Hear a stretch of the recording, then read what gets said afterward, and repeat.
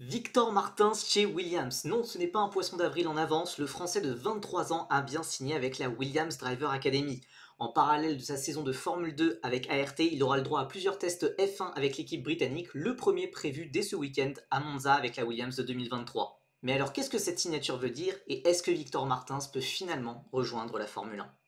Tout d'abord, il faut rappeler les faits. Champion du monde de kart, vice-champion de France de Formule 4, cinquième de Formule Renault Eurocup, puis vice-champion de justesse derrière Oscar Piastri qu'il domine pendant la deuxième moitié d'année. Piastri, d'ailleurs, n'hésite pas aujourd'hui à qualifier Victor Martins comme son plus grand rival. Champion de Formule Renault en 2020, meilleur rookie F3 puis champion F3 en 2022, meilleur rookie F2 en 2023, Martins est unanimement considéré comme l'un des plus grands talents des formules de promotion, bien au-delà du prisme franco-français, étant souvent bien mieux coté à l'étranger qu'Adjar ou Pourchaire. Puis cette saison 2024 très particulière de F2 est arrivée avec un changement de réglementation et un vrai bouleversement de hiérarchie. Son équipe ART est loin du compte et Martins va petit à petit ramener devant son équipe, terminant finalement 7ème, soit moins bien que sa 5ème place de l'an passé, mais meilleur qu'Oli Berman, 12ème, autre redoublant qui pourtant monte lui en F1. Dans une immense et énième restructuration, Alpine va encore couper les vivres à Martins après l'avoir déjà fait fin 2019 et va recruter à tour de bras des pilotes réservistes à ne plus savoir quoi en faire, Franco Colapinto, Paul Aron, Ryo Hirakawa et Kushmaini n'ayant absolument pas le même palmarès en formule de promotion européenne que Victor Martins.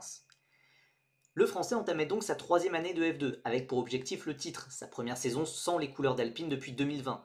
Poleman à Melbourne, il a vu la course principale annulée, mais le rythme semble clairement bien meilleur que celui de l'an dernier. Et nous y voilà, au 31 mars 2025, Victor Martins rejoint la Williams Driver Academy, rejoignant notamment Luke Browning, 22 ans et rookie en F2, ou encore son compatriote Alessandro Giusti, 18 ans et qui débarque en F3. La question est, y a-t-il une chance de voir Victor Martins au départ d'un Grand Prix de F1? La réponse est oui, forcément oui. Williams est l'académie qui aujourd'hui fait le plus confiance à ses jeunes pilotes. Sur les 5 dernières saisons, 4 pilotes de Williams ont fait leur début. Latifi, Aitken, Sargent et Colapinto.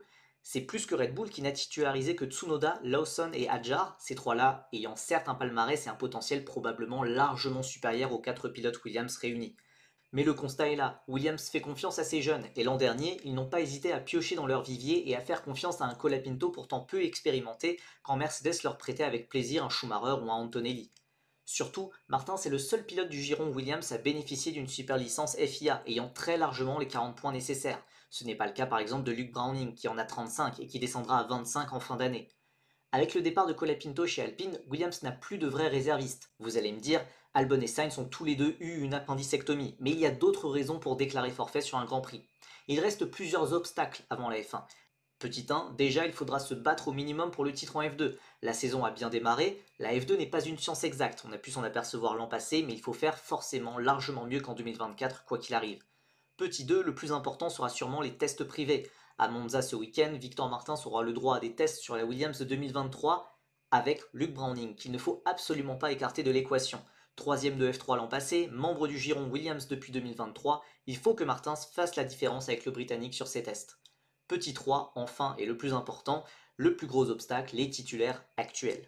Albon s'établit progressivement comme une référence du midfield, Sainz est un multiple vainqueur de Grand Prix, il faudra espérer que l'un des deux parte ailleurs à l'avenir, ce qui n'est pas impossible. On peut très bien les imaginer à la place d'un Verstappen qui semble pouvoir partir de Red Bull, voire même de la F1 d'une seconde à l'autre. Donc Martins en F1, c'est pas pour tout de suite non plus, mais c'est devenu soudainement beaucoup plus réaliste que ça ne l'a jamais été avec Alpine. À lui de faire le travail et d'espérer un mercato favorable.